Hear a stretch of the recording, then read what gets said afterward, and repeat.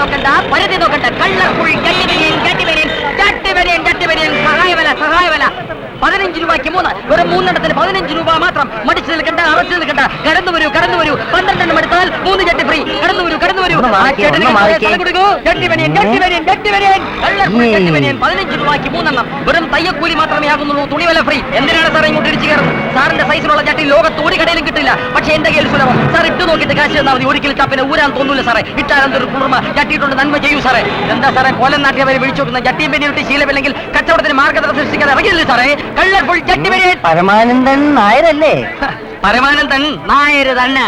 അല്ലാതെ ഇടപെട മക്കള് പറഞ്ഞുകൊണ്ട് നടക്കുന്നുണ്ട്. എന്താ? ജാതി കുഴപ്പമില്ല, ബാക്കിയൊക്കെ കുഴപ്പാ. എന്ത് കുഴപ്പം? താനെന്താ പിച്ചിമ്പേയും പറയുന്നേ? അല്ല, നിങ്ങളുടെ ജൗളിക്കറ തപ്പി നടന്ന് കുഴപ്പത്തിലായി എന്ന് പറയായിരുന്നു. എന്തിനാ തപ്പി നടന്നത്? ജട്ടി വേണോ? ഹേയ്, ഞാൻ കഴിഞ്ഞ കൊല്ലം ഒരെണ്ണം വാങ്ങിച്ചതേ ഉള്ളൂ. ഇനി അടുത്ത ഓണത്തിന് മതി. നിങ്ങളുടെ മകൾ പൗർണമിക്ക് വിവാഹാലോചനയുമായി വന്നതാ ഞാൻ. ബ്രോക്കറാണല്ലേ? രാത്രി 8 മണിക്ക് ശേഷം നീ വീട്ടിലോട്ടോ, കാര്യമായിട്ട് സംസാരിക്കാം. ജട്ടി വരെയും 12 എടുത്താൽ 3 ജട്ടി ഫ്രീ. എന്നെ കൊണ്ട് പറ്റത്തില്ല. നിങ്ങളുടെ അച്ഛൻ എന്നെ ബ്രോക്കറാക്കി, ഞാനത് സഹിച്ചു. ഇപ്പോഴാ ചെറ്റ നാറി ജട്ടിക്കച്ചവടക്കാരെ കൂടെ എന്നെ ബ്രോക്കറാക്കാന്ന് വെച്ചാൽ കേസ് കൊള്ളാന്നേ ഉള്ളൂ. ഞാനും BL പാസ്സായ ഒരു അഡ്വക്കറ്റാ. ആന മെലിഞ്ഞെന്ന് കരുതി തൊഴുത്തിൽ കെട്ടരുതേ. ഒരുപാട് മെലിഞ്ഞു കഴിഞ്ഞ തൊഴുത്തി കെട്ടുന്നല്ലേ വക്കീലെ നല്ലത്? വക്കീൽ ഇങ്ങോട്ട് വന്നേ. അറിയില്ലല്ലോ. വക്കീലെ ഒറ്റ നോട്ടത്തിൽ കണ്ട ദല്ലാളാണെന്ന് തോന്നുന്നു. അത് ഞാനും സമ്മതിച്ചു. പക്ഷെ കല്യാണ ദല്ലാളല്ല, നിയമദല്ലാൾ, ലാ ബ്രോക്കർ. എന്ത് ബ്രോക്കർ ആണെങ്കിലും ശരി, വക്കീൽ എങ്ങനെയെങ്കിലും കല്യാണം നടത്തി തരണം. അതങ്ങ് പള്ളിയിൽ പോയി പറഞ്ഞാൽ മതി. വക്കീലിനോടും ഡോക്ടറോടും കള്ളം പറയാൻ പാടില്ലെന്നാ. അതൊരു ലോകതത്വ. അതാ നിങ്ങൾ തെറ്റിച്ചത്. 1000 കള്ളം പറഞ്ഞും ഒരു കല്യാണം നടത്താമെന്ന് വേറൊരു ലോകതത്വമുണ്ട്. അതാ വക്കീലെ ഞങ്ങൾ ഫോളോ ചെയ്തത്. നിങ്ങൾ എന്തൊക്കെ പറഞ്ഞാലും കല്യാണത്തിൽ കള്ളത്തരം കാണിക്കാൻ ഞാനില്ല. അതിനൊരു ദാരുണ രക്തസാക്ഷിയാണ് ഞാൻ. വക്കീലിന് എന്ത് പറ്റി? ഉള്ളത് പുറത്ത് കാണിക്കാതെ മൂടി വെച്ചാ എന്റെ കല്യാണം നടത്തിയത്. പക്ഷെ പിറ്റേ ദിവസം അവൾ ഡൈവേഴ്സ് നോട്ടീസുമായി കോടതിയിലെത്തി. കല്യാണത്തിന് ശേഷം വക്കീൽ മൂടി വെച്ചോണ്ടിരുന്ന? അല്ല, തുറന്നു കാണിച്ചു. അതല്ലേ കുഴപ്പമായത്. ആദ്യ രാത്രിയിൽ ഉഷ്ണം സഹിക്ക വയ്യാതെ ഞാൻ എന്റെ ഷർട്ടൊന്ന് അഴിച്ചു. ഡീം. അത്രയും നേരം വാതോരാതെ സംസാരിച്ചിരുന്നവൾ പിന്നെ ഒരു അക്ഷരം മിണ്ടിയിട്ടില്ല. പിറ്റേന്ന് ഞാൻ കണിയേണ്ടത് വക്കീൽ നോട്ടീസാ. ദാമ്പത്യ ജീവിതത്തിൽ ശരീരത്തിന് ഇത്രയും സ്ഥാനമുണ്ടെന്ന് ഞാൻ അന്ന് ആ കുട്ടികളെ മനസ്സിലാക്കിയത്. വക്കീലിന്റെ ജീവിതം വഴിയാധാരമായെന്ന് വെച്ച് എന്റെ ജീവിതം അതുപോലെ ആവുമെന്ന് വക്കീൽ കരുതരുത്. ഒരു പെണ്ണ് വന്നാലേ അച്ഛനെ ഒതുക്കാൻ പറ്റുമെന്ന് വക്കീൽ തന്നെയല്ലേ എന്നോട് പറഞ്ഞത്. എന്തൊക്കെ ആയാലും ഒരു ജട്ടിക്കച്ചവടക്കാരന്റെ മകളെ NTR നിന്നെ കൊണ്ട് കെട്ടിക്കും തോന്നുന്നുണ്ടോ? വക്കീലേ, പെണ്ണിന്റെ അച്ഛൻ പരമാനന്ദൻ നായർക്ക് ഒരു ടെക്സ്റ്റൈൽ ഷോപ്പുണ്ട്. അതും പെണ്ണിന്റെ പേരിൽ തന്നെ, പൗർണമി ടെക്സ്റ്റൈൽസ്. അങ്ങനെ ഒരെണ്ണം ഞങ്ങൾ ടൗണിൽ കണ്ടു വെച്ചിട്ടുണ്ട്. അത് വേണമെങ്കിൽ പറയാന്ന് വെക്കാം. പക്ഷെ തറവാടോ നല്ല ആദ്യത്തുള്ള കുടുംബത്തിൽ നിന്ന് ബന്ധം വേണമെന്നാ NTRന്റെ ഡിമാൻഡ്. പരമാനന്ദൻ നായർ ഒറ്റ നോടെ തന്നെ ആർക്കും തിരിച്ചറിയാം ചെറ്റയാണെന്ന്. ചെറ്റയുടെയും കുടിലിന്റെ ഡീറ്റെയിൽസ് ഒന്നും പറയാൻ പോകണ്ട. വീട് കാണാതെ ആരെയും കല്യാണം ഉറപ്പിക്കുവോ? മുതലാളി സാരഥി പോലെ മണ്ടനൊന്നുമല്ല. സിനിമാക്കാർക്ക് ഷൂട്ടിംഗ് കൊടുക്കുന്ന എല്ലാവിധ സൗകര്യങ്ങളും ഉള്ള ആൾതാമസമില്ലാത്തൊരു വീട് ഇവിടെ കുറച്ച് ദൂരമുണ്ട്. അതാണ് പെണ്ണിന്റെ വീട്. ഞാൻ അറിയാൻ വയ്യാഞ്ഞിട്ട് ചോദിക്കുക, നമ്മളെ നിർബന്ധിച്ച പരമാനന്ദൻ നായർ സ്വന്തം വീട് വിട്ട് ഷൂട്ടിംഗ് വീട്ടിൽ വന്ന് താമസിക്കുവോ? താമസിക്കും. അട്ടേ പിടിച്ച് മെത്തേ കിടത്തിയാ കിടക്കും. നമുക്ക് നമ്മുടെ പഴയ വേഷം മതിയായിരുന്നു. എവിടുന്ന് കിട്ടിയടേ ഇത്? ഇത് ഇട്ടിട്ട് ദേഹം ചൊറിയുന്നു. അത് ശീലമില്ലാത്തോണ്ടാ. ഇത് കണ്ട് പറിച്ച് മാറ്റിക്കളാ. ഇനിതാ ഇന്ത്യ കിങ്സ് വലിച്ചാ മതി. പിന്നെ ഞാൻ പറഞ്ഞേക്ക് ഓർമ്മയുണ്ടല്ലോ? ഓർമ്മയുണ്ടടാ കൊച്ചനെ. വലിയ മുതൽ മുടക്കില്ലാതെ എന്റെ മോളൊരു വലിയ വീട്ടിലേക്ക് പോകുന്നതുകൊണ്ടാ ഞാൻ ഈ വൃത്തികേടിനൊക്കെ കൂട്ടു നിൽക്കുന്നത്. അല്ലാതെ പരമാനന്ദൻ നായരെ ആരും വേഷം കെട്ടിക്കാൻ നോക്കണ്ട. അത് പിന്നെ എനിക്ക് അറിയത്തില്ല ചേട്ടാ. എനക്ക് എന്തോ അറിയാം അവിടെ. അല്ല, പലതും അറിയാം. എന്റെ കൂടെ ഈ കല്യാണത്തിന് ശേഷം ഈ കള്ളത്തരം പൊളിഞ്ഞ് അതിന്റെ പേരിൽ അവിടെ സ്റ്റൗ എങ്ങാനും പൊട്ടി തെറിച്ചേടാം. ഞാൻ ആളെ മകൻ തൊട്ടിയാണെന്ന് അറിയാവില്ല. മോത്ത് എഴുതി വെച്ചിരിക്കുന്ന എന്തിനാ വിളിച്ചു പറയുന്നത്? നീ എന്തോടാ പറഞ്ഞേ? അല്ല, സത്യത്തിന്റെ മുഖം വെളിച്ചമാണെന്ന് ഞാൻ പറയായിരുന്നു ചേട്ടത്തിയുടെ അച്ഛാ. നീ ആള് കൊള്ളാമല്ലോ. Thank you. എനിക്ക് പേടിയാവുന്നു. വല്ല കുഴപ്പമാവോ? എന്തോന്ന് കുഴപ്പം? ഇതിലും വലിയ കള്ളം പറഞ്ഞാ നിന്റെ അച്ഛൻ എന്നെ കിട്ടിയത്. ഇതൊക്കെ സാധാരണ നടക്കുന്നതാ. കാണുന്നില്ലല്ലോടെ. ഇനി ആ വക്കീല് വളച്ച് വേറെ വല്ല പെണ്ണിനെയും കാണിച്ചോ? വേറെ കാണിക്കാനാണെങ്കിൽ ഈ പാടുപെടണോ ഭാവിയിലെ ചേട്ടത്തിലച്ഛാ? വരണുണ്ട്. ഞാൻ ഹോട്ടലിൽ ഒരു കൂട്ടുകാരൻ എടുത്തിട്ട് മുങ്ങിയതാ. ഞാനിവിടെയുള്ള കാര്യം മിണ്ടേക്കരുതേ. 10 പെറ്റവളോടാണോടെ കടിഞ്ഞു പേറിന്റെ കാര്യം പറയുന്നത്. ഞാൻ ഏറ്റെന്ന്. എന്നാ സുഖപ്രസവം ആശംസിക്കുന്നു. കൊളവാക്കല്ലേ?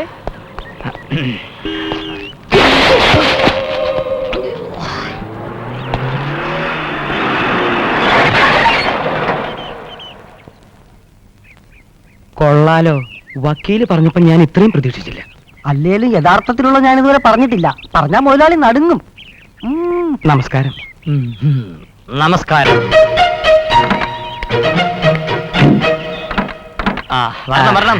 കാത്തിരുന്ന് ചന്തയും ചായ തണുത്തു. എനിക്ക് ഉച്ചക്കത്തെ പ്ലെയിനിൽ കൽക്കട്ടയ്ക്ക് പോകാനുള്ളത്. അതെന്തിനാ? ജെട്ടിക്ക് അല്ല, ജൗളിക്ക് ഓർഡർ കൊടുക്കാനുള്ളതാ. കടന്നൂര്. അങ്ങനുണ്ട്. കുഴപ്പമില്ല. ഏത് സിനിമയുടെ ഷൂട്ടിങ്ങാ? കാണാൻ പോകുന്ന പൂരം. ആരൊക്കെയാ അഭിനയിക്കുന്ന? ഒരു തന്തയും 2 മക്കളും. സംവിധാനം ഇരട്ടകളാ. സാരഥി വക്കീൽ. സിദ്ദിഖ്ലാൽ. അതവരുടെ ചേട്ടന്മാരാ.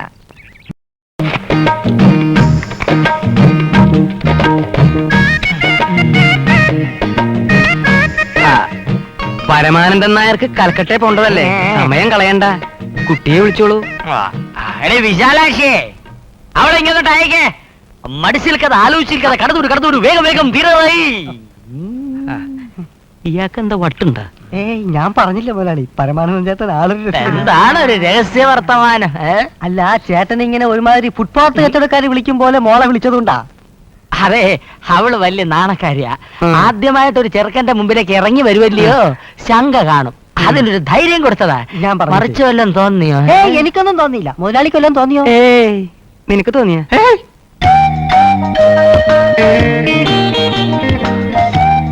അതെ, വന്നല്ലോ. കാണു. ഇനി കണ്ടില്ല എന്ന് പറയരുത് മോളെ. ചായ സ്ട്രാങ് തന്നെയാണല്ലോ. ഇതിൽ മായയില്ല, മന്ത്രമില്ല, മായാജാലമില്ല. അതിന് കൊടുത്ത മോളെ.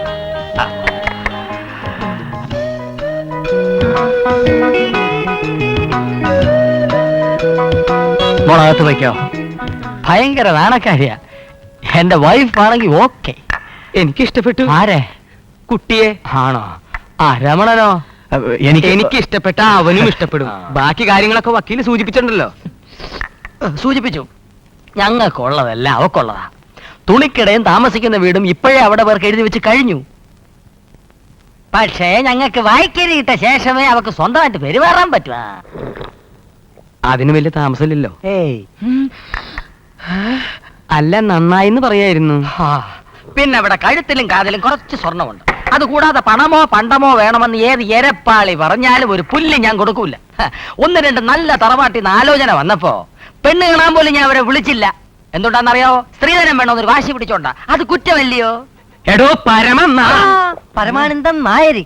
എടോ പരമാനന്ദൻ നായരെ, തന്റെ കയ്യിൽ നിന്ന് 1-2 ലക്ഷം രൂപ കിട്ടിയിട്ട് എനിക്ക് അവിടെ കഞ്ഞി വെക്കേണ്ട കാര്യമൊന്നുമില്ല. പിന്നെ എന്റെ മോന് സ്ത്രീധനായിട്ട് എന്ത് കിട്ടീന് അവന്റെ കൂട്ടുകാർ ചോദിച്ചാ അവ ഊമയായിരിക്കാൻ പാടില്ലല്ലോ. അവൻ ഊമയായിരിക്കാൻ പാടില്ലല്ലോന്ന്. വീടും തുണിക്കട ഉണ്ടല്ലോ അച്ഛാ. മിണ്ടായിരിക്കടാ. കാരണന്മാരെ സംസാരിക്കുന്നിടത്ത് നിനക്കെന്ത് കാര്യം? അല്ല മുതലാളി, അപ്പൊ നമുക്കിതങ്ങ് ഉറപ്പിക്കല്ലേ? ഉറപ്പിക്കല്ലേ? പിന്നെ അല്ലാതെ 1 തരം 2 തരം 3 തരം. ഈ കല്യാണം ഒന്ന് ഉറച്ചു കിട്ടിയല്ലോ. ഈ കല്യാണം ആകെ കള്ളത്തരത്തിന്റെ പുറത്താ. അതാ എന്റെ പേടി. എടീ ശവമേ, നമ്മൾ എന്ത് കള്ളത്തരം പറഞ്ഞെന്നാ? താമസിക്കുന്ന വീടും കട അവിടെ പേരിലാണെന്നല്ലേ പറഞ്ഞുള്ളൂ. അതുള്ളതല്ലേ? അതാ മാളികയാണെന്ന് പറഞ്ഞില്ലല്ലോ. കള്ളത്തരം മുഴുവൻ എഴുന്നള്ളിച്ച ഉണക്ക വക്കീലേ. ഞാൻ അങ്ങോട്ടാ കയറി ചെല്ലേണ്ടത്, അത് അച്ഛൻ മറക്കരുത്. നീ എന്റെ മോളല്ലേടി, അല്ലേ? നിന്റെ തന്റെ ഇടത്തിലും ബുദ്ധിയിലും എനിക്ക് വിശ്വാസമുണ്ട്. ചെന്ന് കയറുന്നതിന്റെ അന്ന് തന്നെ തന്തയും മോനെ മൂക്കൊണ്ട് ഇട്ടാ വരപ്പിക്കണം. അപ്പൊ പിന്നെ പിടി നമ്മുടെ കയ്യിലിരിക്കും. ഒരു പെണ്ണ് വിചാരിച്ച എന്താ നടക്കാത്തത്? ഉദാഹരണത്തിന് നിന്റെ തള്ള ജട്ടിയുമായിട്ട് എന്നെ റോഡിൽ ഇറക്കിയില്ലേ? നീ ധൈര്യമായിട്ടിരി മോളെ.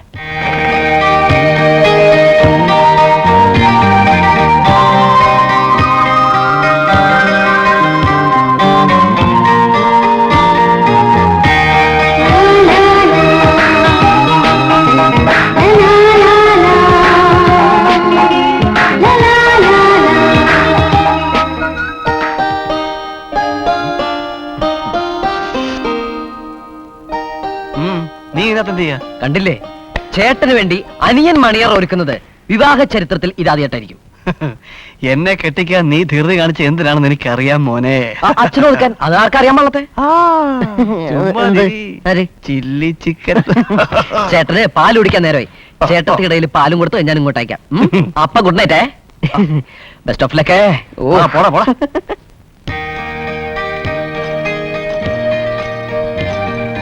എന്റെ ഈശ്വര, എന്റെ മോള് വന്ന് കേറിയതല്ലേ ഉള്ളൂ. എന്റെ ശീലങ്ങളൊക്കെ എത്ര വേഗം മനസ്സിലാക്കിയത്. എന്നും രാത്രിയിൽ എനിക്ക് പാല് നിർബന്ധാണെന്ന് എന്റെ മോൻ മോൾക്ക് പറഞ്ഞു തന്നു അല്ലേ? അയ്യോ അച്ഛാ,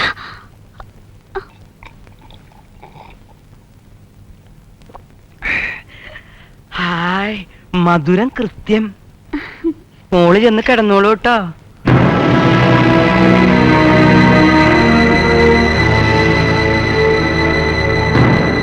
അയ്യോ, എന്ത് പറ്റി? പാലെവിടെ? പാല് കാള കുടിച്ചു. പാല് ക്ലാവ് കുടിച്ചെന്ന് കേട്ടുണ്ട്, കാള കുടിച്ചെന്ന് കേൾക്കുന്നത് ആദ്യമാ. അല്ല, അതിന് ഇവിടെ ഇവിടുന്ന കാള? ഈ വീട്ടിൽ തന്നെ ഉണ്ടല്ലോ ഒന്ന് നിങ്ങളുടെ അച്ഛൻ. അച്ഛന് അബദ്ധം പറ്റിയതായിരിക്കും. പിന്നെ അബദ്ധം. വിവാഹത്തിന്റെ അന്ന് രാത്രി ഭാര്യ ഭർത്താവിന്റെ മുറിയിലേക്ക് പാലും കൊണ്ട് പോകുമ്പോ അത് ആർക്കാ എന്തിനാണെന്ന് നിങ്ങളുടെ അച്ഛൻ അറിഞ്ഞൂടെ? അങ്ങേരും കെട്ടിയതാണല്ലോ. ഏതായാലും ഇതൊരു പ്രശ്നമാക്കണ്ട. മോൾ അടുക്കളയിൽ ചെന്ന് ഒരു ഗ്ലാസ് പാലിഞ്ഞെടുത്തോണ്ട് പോരെ. ചെല്ലേ. അതിനെവിടെ ഇരിക്കുന്നു? ആകെ ഒരു ഗ്ലാസ് ഉണ്ടായിരുന്നുള്ളൂ. പോട്ട മോളെ. തുടരുത് തന്നെ. ആദ്യ രാത്രിയിലെ ചടങ്ങുകൾ തെറ്റിക്കാൻ എന്നെ കിട്ടത്തില്ല. പാല് കുടിച്ചിട്ട് മതി തൊടലും പിടിക്കലും ഒക്കെ.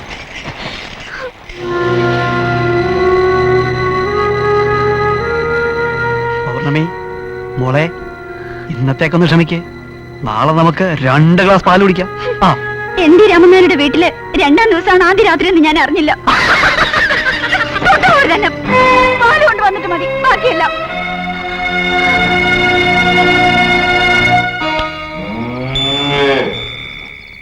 അതെ, ഞാൻ കാല് പിടിക്കാം. കാല് പിടിച്ചാലൊന്നും പശു പാല് തരില്ല, നമ്മൾ കറന്നെടുക്കണം.